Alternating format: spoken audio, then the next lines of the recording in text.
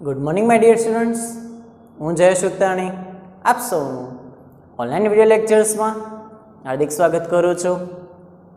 તો last time આપણે chapter complete કર્યું હતું. ઓકે, આજથી આપણે એક નવું ચેપ્ટર સ્ટાર્ટ કરવા જઈ રહ્યા છીએ, જે છે ચેપ્ટર નંબર 6, રેખાઓ અને ખૂણાઓ. હવે જો આ એક ભાગ એવો ભાગ છે, ભૂમિતિ કહેવાય આને. આ ઘણા બધા વિદ્યાર્થીઓ ભૂમિતિ બહુ દૂર ભાગે કે ભૂમિતિનું નામ પડે એટલે એમ કે અમને આવડે નહીં. એનું એક જ કારણ છે, કારણ કે ભૂમિતિમાં કોન્સેપ્ટ નથી સમજતા. તમે જેની પાછળનો કોન્સેપ્ટ સમજશો, ભૂમિતિમાં કઈ જગ્યાએ ખૂણો બનશે, કોને કેવી જોડ કહેવાય, કોને પૂરક કોણ કહેવાય, કોને રેખિક જોડ કહેવાય, કોને અભિકોણ કહેશું. ઓકે, ઘણા બધા ખૂણાઓ આવશે. એકવાર તમે ઓળખતા શીખી ગયા ને તો આ ચેપ્ટર બહુ સહેલામાં સહેલું બની છે તમારા માટે. પણ આપણું ધ્યાન એક્ઝેક્ટ એવું બચાવવું જોઈએ કે આ વસ્તુ કે આ બને છે, રાઈટ? તો આપણને ચેપ્ટર એટલે આના કોન્સેપ્ટ જે છે મગજમાં એવી રીતના ઉતારી દેવાના છે કે ગમે તે કોઈ ઊભો કરીને આમ આકૃતિ દેખાય તો આપણને તરત યાદ આવવા માંડે, ઓકે અહીંયા તો આ ખૂણો જ બનશે, અહીંયા આ જ ખૂણો બનશે, તો કે ભાઈ અહીંયા પૂરક કોણ આવશે, અહીંથી રેખિક જોડ બનશે, અહીંયા ભાઈ ક્રોસ દેખાય છે એટલે અભિકોણ બનશે. આ બસ આ સ્પીડ ફટાફટ યાદ આવી જવું જોઈએ કે કઈ જોડ ક્યાં બનશે. હવે એના માટે તમારે શું કરવું? તો મેક્સિમમ પ્રેક્ટિસ, મેક્સિમમ રિવિઝન. એનું જેટલી વખત આનું રિવિઝન કરશે એટલું તમને તૈયાર થશે મેક્સિમમમાં મેક્સિમમ, રાઈટ? ઓકે, ચાલો. તો સૌથી પહેલાં આપણે પ્રસ્તાવનાથી શરૂઆત કરીએ, હાવ બેઝિક લેવલથી. પહેલાં તો રેખાઓ વિશે વાત કરીએ, પછી ખૂણા ઉપર આવીએ. તો કે રેખા કોને કહેવાય, રેખાખંડ કોને કહેવાય અને કિરણ કોને કહેવાય? 3 નામ આવે છે: રેખા, રેખાખંડ અને કિરણ. બે બેનું ને એક ભાઈ, રેખા કિરણ ને એનો ભાઈ રેખાખંડ. આ ત્રણેયના વચ્ચે ડિફરન્સ શું? કોને રેખા કહેવાય, કોને રેખાખંડ કહેવાય અને કોને કિરણ કહેવાય? તો આપણે બહુ ટૂંકમાં વ્યવસ્થા સમજી લઈએ ફટાફટ કે જેને કોઈ અંત્ય બિંદુ નથી, આના કોઈ અંત્ય બિંદુ છે નહીં, તો આને રેખા કહેવાય. રેખાના કોઈ અંત્ય બિંદુ હોતા નથી. આપણે ફર્સ્ટ ફોર્માલિટી માટે એક પોઈન્ટ લઈ લઈએ છીએ કે ધારો કે અહીંયા પોઈન્ટ એ હોય, અહીંયા પોઈન્ટ બી હોય, તો આ શું બન્યું? રેખા એ બી. એને દર્શાવાય કઈ રીતે? તો કે આ સિમ્બોલ છે રેખા એ બીનો, આ આપણે બની ગઈ રેખા એ બી. એ જ રીતે જો હું એમ કહું કે અહીંયા હું ફિક્સ રાખી દઉં કે અહીંથી જ શરૂઆત કરવી છે અને અહીંયા પૂરું કરી નાખવું છે, આ સ્ટાર્ટિંગ પોઈન્ટ એ, અંતિમ પોઈન્ટ બી, તો આને કહેશું આપણે રેખાખંડ એ બી. આની લંબાઈ માપી શકે, કારણ કે અહીંયાથી અહીંયા સુધી જ છે. આની લંબાઈ ક્યારેય માપી શકાતી નથી. આ ક્યાં સુધી ચાલે? તો કે આ તો અનંત સુધી હોય બંને બાજુ, એટલે આને કોઈ દી માપી શકાતી નથી. રેખાખંડને માપી શકાય છે કારણ કે એને 2 અંત્ય બિંદુ છે. રેખાખંડનો સિમ્બોલ તો કે આવી રીતના 2 અંત્ય બિંદુ છે. આમાં અંત્ય બિંદુ નથી એટલે આપણે એરો કર્યો, અનંત સુધી જશે. ત્રીજું આવે, કોઈ એક બાજુ ફિક્સ હોય, આમ હોય અથવા આમ હશે, બેમાંથી કોઈ પણ એક, એ બી, આમાં તે એ બી. આ જે છે એ થી બી તરફ જાય છે, આને કહેવાય કિરણ એ બી. શું કહેવાય? કિરણ એ બી. આ બી થી એ તરફ જશે. જો એ બાજુ આમ અનંત ચાલશે હજી છેક સુધી, આ બી સુધી અનંત જાય છે, આ એ સુધી અનંત જાય છે, તો આને કહેશું કિરણ બી થી શરૂ થઈને એ તરફ ગયો એટલે કિરણ બી એ.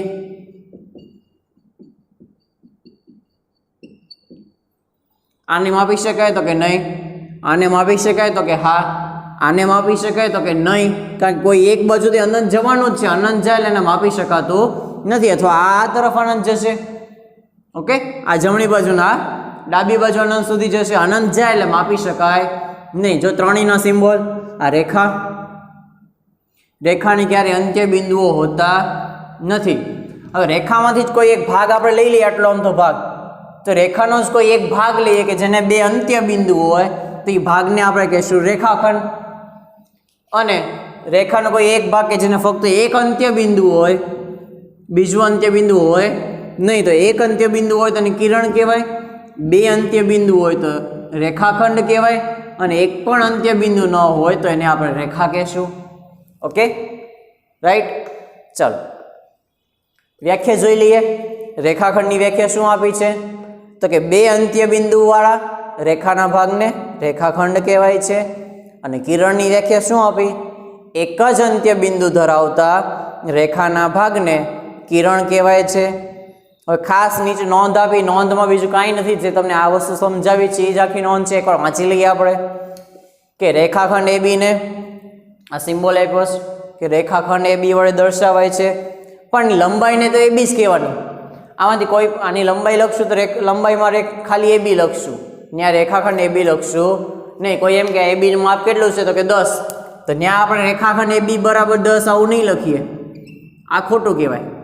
ત્યાં આપણે આમ જ લખવું પડે AB બરાબર 10, ત્યાં રેખાખંડ ચાલે નહીં. ઓકે, ચલો.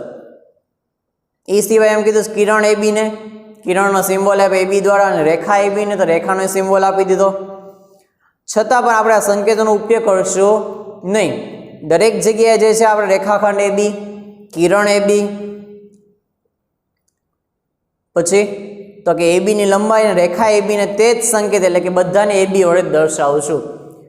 ઓકે, બેઝિક માહિતી માટે બધી વસ્તુ તમને ખબર હોવી છે. આનો સિમ્બોલ, આનો સિમ્બોલ, કિરણનો સિમ્બોલ, પણ વ્યવહારુ ઉપયોગમાં સીધે સીધું બધે AB જ લખવામાં આવે છે. રેખાખંડ હોય, કિરણ હોય કે રેખા હોય, બધાને AB કહેવામાં આવે છે મોસ્ટલી બધે. એ સિવાય ઘણી બધી વખત રેખાઓને દર્શાવવા માટે આલ્ફાબેટનો ઉપયોગ કરે, સ્મોલ આલ્ફાબેટ, જેમ કે રેખા L, M, N, ABC આવા ગમે નામ આપી દેવામાં આવે રેખાઓને. મોસ્ટ ઓફ LMN નો ઉપયોગ થશે. રેખા L, રેખા M અને રેખા N. ઓકે, તો આ વાત થઈ કોની વિશે? આખી રેખા અને રેખાખંડ અને કિરણ વિશે માહિતી. ઓકે, ક્લિયર વસ્તુ? તમારે આમાં લખવાનું શું છે? ખાલી લખવાનું જે છે હું કહેતો છું દર વખતે, એક તો પહેલી રેખાખંડની વ્યાખ્યા લખવાની છે, બીજું કિરણની વ્યાખ્યા લખવાની છે, અને આ ત્રણેય આકૃતિ બનાવી નાખવાની છે એની સાથે સાથે નીચે. રેખા, રેખાખંડ અને કિરણ, કિરણમાં બે આકૃતિ બનાવી છે. આ બે વસ્તુ લખો, પછી આટલી વસ્તુ લખી નાખો. ઓકે, એટલે આ ટોપિક કમ્પ્લીટ થઈ જશે બુકમાં. ચાલો આટલું કમ્પ્લીટ કરો, પછી હવે નેક્સ્ટ ટોપિક ઉપર આપણે આવી જઈએ.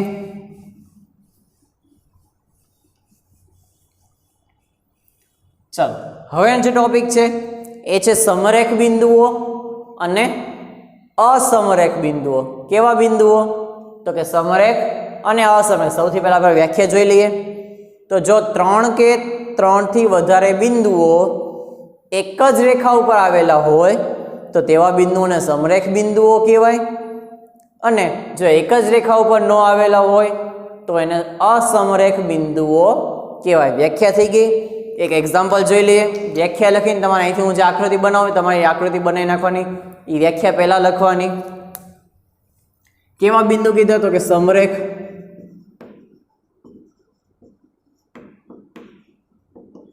તો સમરેખ બિંદુમાં આકૃતિ કેવી બનશે? ધારો કે A, અહીંયા છે B, અહીંયા છે C, પણ ત્રણેયને જોડવા જશો તો એક રેખા મળશે આપણને. તેથી ABC કેવા છે? તો કે સમરેખ છે. એ સમરેખનો સિમ્બોલ આને આમ લખશું A, B અને C, સમરેખ છે. સમરેખનો સિમ્બોલ યાદ રાખજો, આવી રીતના લખાય A સમરેખ B સમરેખ C. આને વંચાય શું? નિશાની કરી અને સમરેખ વંચાય કે A સમરેખ B સમરેખ C. ઓકે, ધારો કે A બિંદુ અહીંયા છે, અહીંયા B બિંદુ છે, અહીંયા C બિંદુ છે. તો હવે આપણને ખબર છે જો આને જોડવા જશું તો AB જ બનશે. આમ તો કોઈ જોડી શકે નહીં કે A B C, આ તો રેખા કહેવાય નહીં. ઓકે, એટલે આ ત્રણેય બિંદુ એવા છે જે એક જ રેખા ઉપર આવેલા નથી. તો પછી ABC ને આપણે કેવા બિંદુઓ કહેશું? જો આવી રીતના હોય તો ત્યાં જોડવા માટે આમ જ થાય, એક આ 2 અને આ 3. જો જોડવા જશો તો 3 રેખાઓ જુદી જુદી બનશે. તો અહીં ABC કેવા છે? તો કે ABC અસમરેખ બિંદુઓ છે. કેવા બિંદુઓ છે? તો કે AB અને C અસમરેખ બિંદુઓ છે. રાઈટ? વ્યાખ્યા લખી નાખો. આ 2 આકૃતિ મૂકી દો નીચે. જો એક્ઝેક્ટ બધાના કોન્સેપ્ટ સમજવાના, ભૂમિતિ તો જ આવડશે જો A to Z કોન્સેપ્ટ સમજશો તો. બાકી અડધું સમજ્યા અડધું ન સમજ્યા કાંઈ સમજાશે નહીં. તો ઓકે, તો આ વસ્તુ કોની વિશે વાત થઈ? સમરેખ બિંદુઓ. જો 3ને જોડવાથી એક જ રેખા બનતી હોય, એટલે કે બધાને એક રેખા ઉપર લઈ શકાતા હોય તો એને સમરેખ કહેવાય. જો રેખા ઉપર ન આવતા હોય તો એને અસમરેખ કહેવાય. રાઈટ? એવું નથી કહેતા કે સીધું જાણો, સીધી લાઈન ઉપર જાઓ, ત્યાં ક્રોસ લાઈન, આમ લાઈન, ગમે લાઈન બનાવો, બધા બિંદુ એક જ લાઈન ઉપર આવી જવા જોઈએ તો એને સમરેખ કહેવાય. આ સમરેખનો સિમ્બોલ. ઓકે, ચાલો. સમરેખ અસમરેખ વિશે વાત થઈ ગઈ. હવે આપણે આગળ આવશું તો ખૂણા વિશે, બાજુઓ વિશે અને શિરોબિંદુઓ વિશે અભ્યાસ કરીએ. હવે ચાલો, નેક્સ્ટ ટોપિક શું છે? હવે ખૂણા વિશે વાત આવશે આખી. તો કે ખૂણો, બાજુઓ અને શિરોબિંદુઓ. શિરોબિંદુ સૌથી પહેલા તો આપણે વ્યાખ્યા જોઈ લઈએ કે જ્યારે સામાન્ય અંત્ય બિંદુવાળા 2 કિરણોનો ઉદ્ભવ થાય ત્યારે ખૂણો બને છે. આ વ્યાખ્યા સમજાણી? શું કહે છે કે જ્યારે 2 સામાન્ય ઉદ્ભવ બિંદુવાળા 2 કિરણ બહાર નીકળે, ઉદ્ભવ થાય 2 કિરણનો, એટલે ખૂણો બને બને ને બને. કેવી રીતના? તો કે એક કિરણ આપણે અહીંથી આમ ગયું અને કહીએ BA અથવા BC. B માંથી બીજું કિરણ ઉત્પન્ન થઈને ઉદ્ભવીને આમ ઉપર ગયું, એને આપ્યું BA કિરણ. તો જો આ A, B અને C આ 2 કિરણ આગળ કોમન બિંદુ B છે, તો B આગળ એક ખૂણો બન્યો. કોમન બિંદુ કયું છે? તો કે B છે. તો B પાસે એક ખૂણો બન્યો. તો આ ખૂણાને શું કહેવાય? તો કે ખાલી ખૂણો B પણ કહેવાય. અને ટૂંકમાં કહેવો ખૂણો B કહેવાય, અથવા એને ખૂણો કહેવાય, ખૂણો ABC, અથવા ખૂણો CBA પણ કહી શકાય.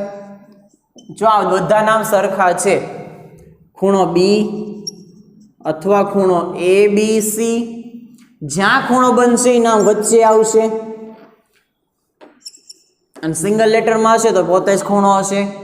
જો 3 લેટર્સમાં 3 લેટર્સમાં આપણે નામ આપશું, 3 આલ્ફાબેટનો ઉપયોગ કરીને ખૂણાનું નામ આપશું, તો જ્યાં ખૂણો બનતો હશે એ નામ વચ્ચે આવશે.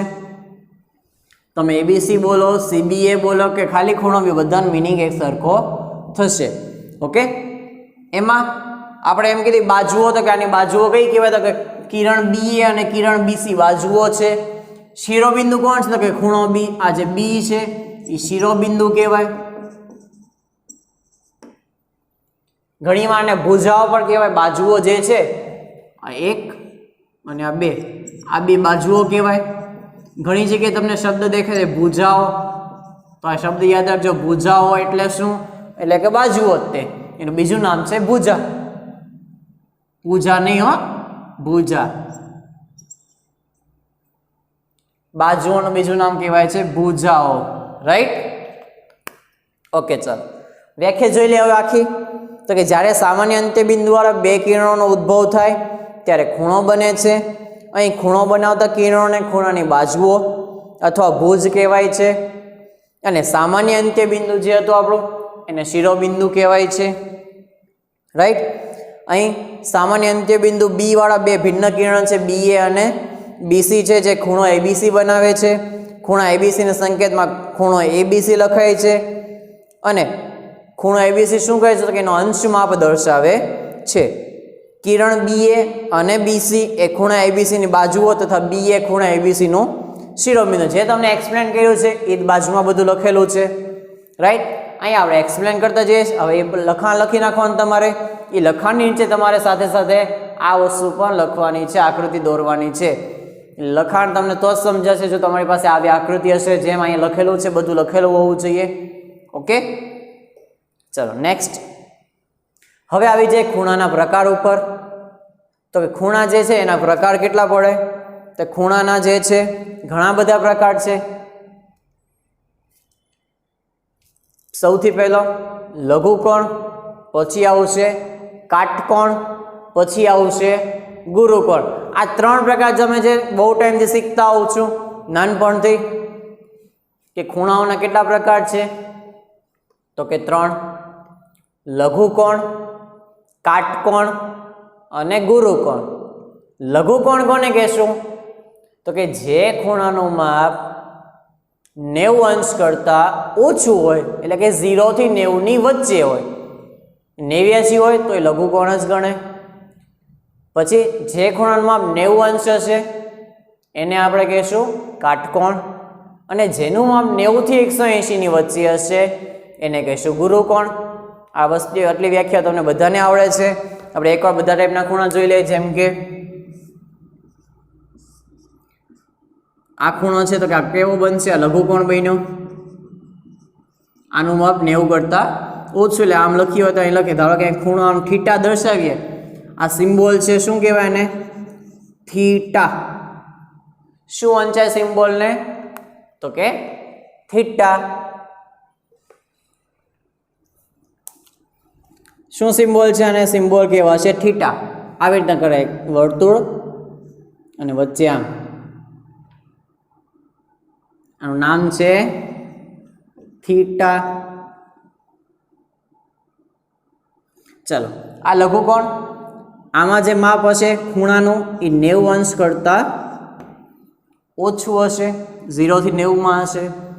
બીજું આવે તો કે કાટકોણ, જેમાં એક્ઝેક્ટ માપ 90 હોય, એટલે કે એમાં થીટા બરાબર 90 જ હોય. ત્રીજું આવે કે જેમાં ખૂણાનું માપ જે છે 90 કરતાં મોટું હોય છે અને 180 કરતાં નાનું હોય છે. આ બનશે કાટકોણ. આ બનશે ગુરુકોણ. રાઈટ? લઘુકોણ, કાટકોણ અને ગુરુકોણ, 3 વસ્તુ આવી ગઈ. Okay, perfect. આનું માપ જે છે એ 90 કરતાં મોટું હશે અને 180 કરતાં નાનું હશે. એટલે 3 ટાઈપના ખૂણા વિશે થઈ ગયા: લઘુકોણ, કાટકોણ ને ગુરુકોણ. આનું નામ યાદ રહ્યું શું કહેવાય? તો કે થીટા. આવું જ ભણાવતી વખતે એક વખત ભણાવતા મેં પૂછ્યું આને શું કહેવાય? એક છોકરો કંઈક નવું જ બોલ્યો. એ કે મેં કીધું થીટા કેમ બને? તો એવું બોલ્યો કે गोल गोल मींडा बीच में लीटा इज इक्वल टू थीटा. તમે એને ખોટો ન પડી શકો. તો એને શું કીધું? गोल गोल मींडा बीच में लीटा इज इक्वल टू थीटा. એટલે કે આને થીટા કહેવાય.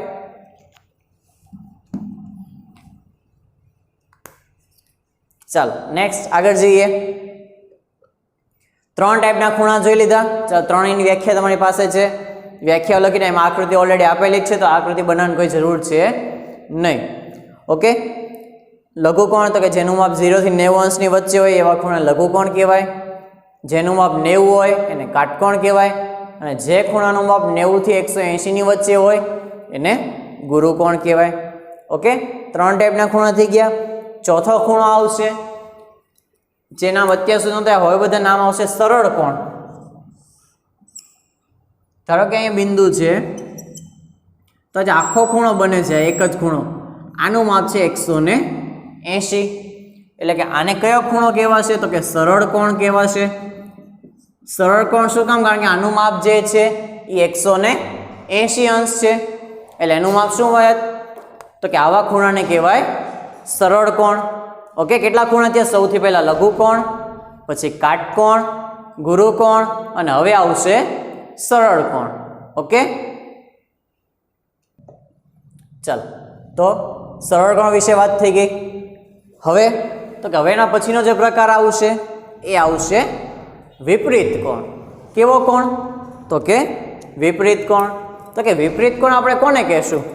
તો કે જે ખૂણાનું માપ 180 થી વધારે હોય અને 360 કરતાં ઓછું હોય એવા ખૂણાને આપણે વિપરીત કોણ કહેશું. હવે બનશે કેવી રીતના? તો કે ધારો કે આ રીતે એક લઘુકોણ છે, આ અંદર હોય તો શું કહેવાય આને? તો કે લઘુકોણનું માપ કહેવાય. પણ જે આ બહારનો આખો ખૂણો છે એને કહેવાય વિપરીત કોણ. શું કહેવાય? તો કે આને વિપરીત કોણ કહેવાય. એનું માપ જે છે, આનું જે માપ છે કોની વચ્ચે હશે? 180 થી 360 ની વચ્ચે માપ હશે, એટલે આનું નામ છે વિપરીત કોણ. ઓકે, કેટલા ખૂણા થયા? 5 પ્રકારના: લઘુકોણ, કાટકોણ, ગુરુકોણ, સરળ કોણ અને છેલ્લું આવશે વિપરીત કોણ. બધાની વ્યાખ્યા આવી ગઈ છે, બધાની આકૃતિ સાથે છે, તમારે વ્યાખ્યાઓ લખી નાખવાની છે બુકમાં. ઓકે, જે હું બોલ્યો છું એ જ વ્યાખ્યામાં છે, કંઈ નવું છે નહીં, એટલે હવે કંઈ બીજી વખત રિપીટ કરતો નથી. ઓકે, ચાલો આટલી વસ્તુ કમ્પ્લીટ કરો. ત્યારબાદ હજી 1-2 ખૂણાઓ જોઈ લઈએ આપણે ત્યાર પછીના.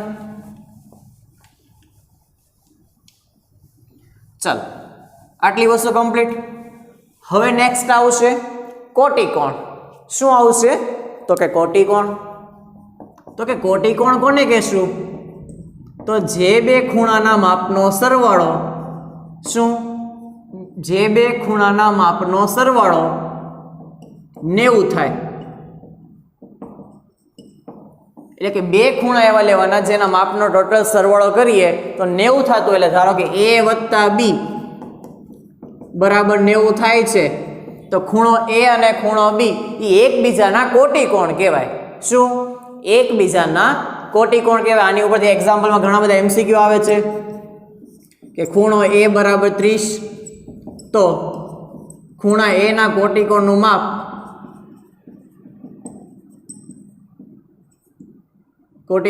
માપ ખાલી જગ્યા થાય. તો સિમ્પલ MCQ છે ને, ટોટલ સરવાળો 90 થવો જોઈએ, એનું માપ છે 30, તો 90 માં 30 કાઢી નાખો તો વધે કેટલા? તો કે 60. હવે તમે વિચારો 30 વત્તા 60 કરો 90 થઈ જવાનું. ઇઝી છે, સીધું કોટિકોણ ગોતવું હોય તો કોટિકોણનું માપ, એનું સૂત્ર ડાયરેક્ટ શું લાગશે? તો કે 90 માંથી બાદ કરવાનું, 90 માઇનસ 30, 90 માં 30 છે એટલે 60 જવાબ. આપણો આવી ગયો જવાબ. રાઈટ, આ થઈ કોટિકોણની વાત. વ્યાખ્યા ન્યા છે, વ્યાખ્યા લખીને એક એક્ઝામ્પલ લખી નાખો. કમ્પ્લીટ. ચલો નેક્સ્ટ આવશે પૂરક કોણ. તો પૂરક કોણ જે છે ઉપર જેવું જ છે, પણ આમાં સરવાળો કોટિકોણમાં 90 થાય છે, પૂરક કોણમાં જે સરવાળો થશે એ બેયનો સરવાળો થઈને જવાબ આવશે 180. એટલે કે જો જવાબ 180 આવે બે ખૂણાના માપનો સરવાળો, તો એને પૂરક કોણ કહેશું. 90 આવશે તો એને કોટિકોણ કહેશું. હવે એક્ઝામમાં આવો પ્રશ્ન બની શકે કે 70 અંશના પૂરક કોણનું માપ ખાલી જગ્યા થાય. 70 અંશના પૂરક કોણનું માપ ખાલી જગ્યા થાય તો સીધું સૂત્ર લગાડવાનું, 180 માં તમારે 70 બાદ કરવાના એટલે જવાબ આવશે 110 અંશ. ઓકે, તો આ વાત થઈ ગઈ કોની વિશે? તો પૂરક કોણ. અહીંયા બે વ્યાખ્યા છે તમારી પાસે, કોટિકોણની, પૂરક કોણની. કોટિકોણની વ્યાખ્યા લખો, એક ઉદાહરણ લખી નાખો. પૂરક કોણની વ્યાખ્યા લખો, એક ઉદાહરણ લખી નાખો, એટલે કમ્પ્લીટ. શોર્ટ એન્ડ સ્વીટ બધું. ચાલો એટલી વસ્તુ કમ્પ્લીટ થઈ ગઈ. હવે તો કે હવે જે આવશે એ આવશે આસન્ન કોણ. કેવા ખૂણા? તો કે આસન્ન કોણ. હવે એને થોડુંક વ્યવસ્થિત તમારે સમજવું પડશે કે આસન્ન કોણ શું છે. ચાલો વ્યાખ્યા જો બોર્ડ ઉપર આવી ગઈ હશે આસન્ન કોણની, ચેક કરો. તો કે જો બે ખૂણાઓનો શિરોબિંદુ એક જ હોય. શું?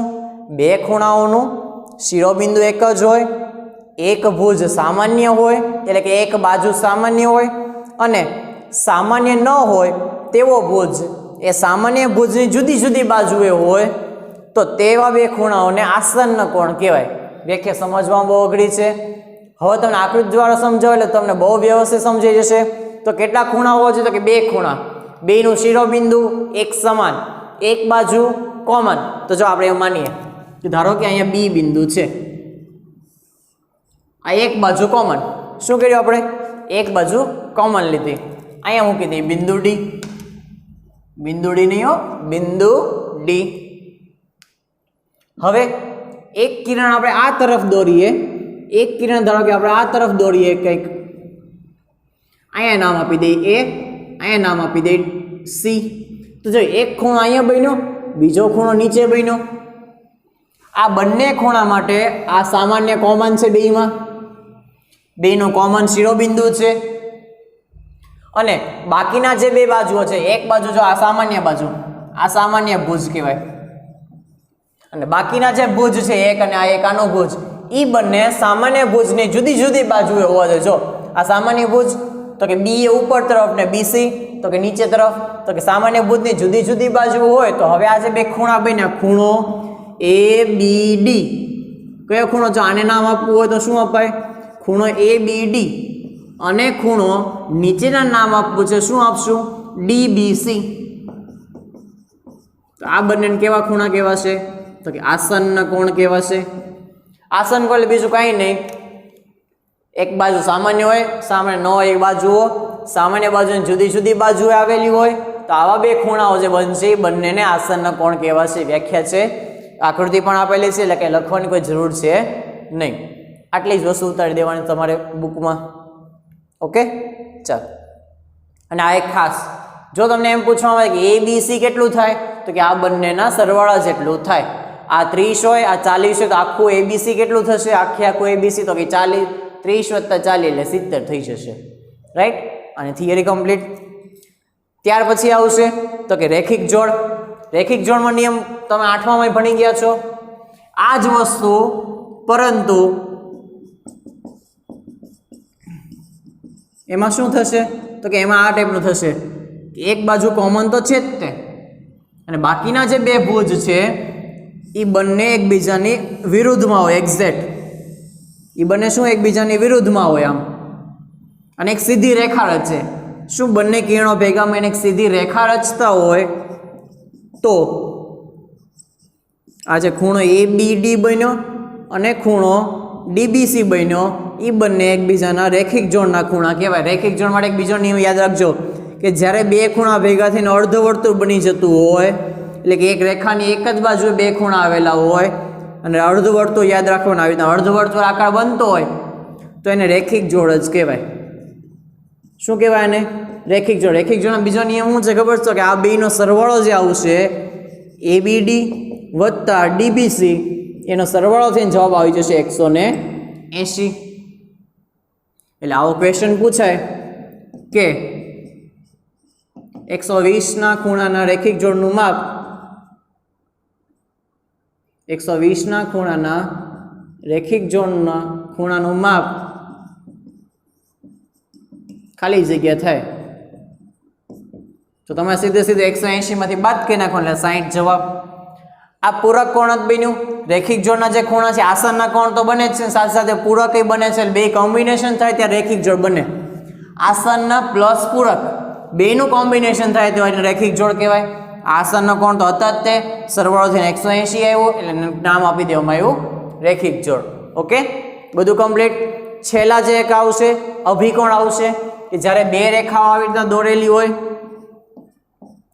એ સપોઝ આવે તો એ બી સી અને ડી છે, આમ સી અને ડી. તો જો આ ખૂણો અને આ ખૂણો, આ બેના માપ સરખા હશે.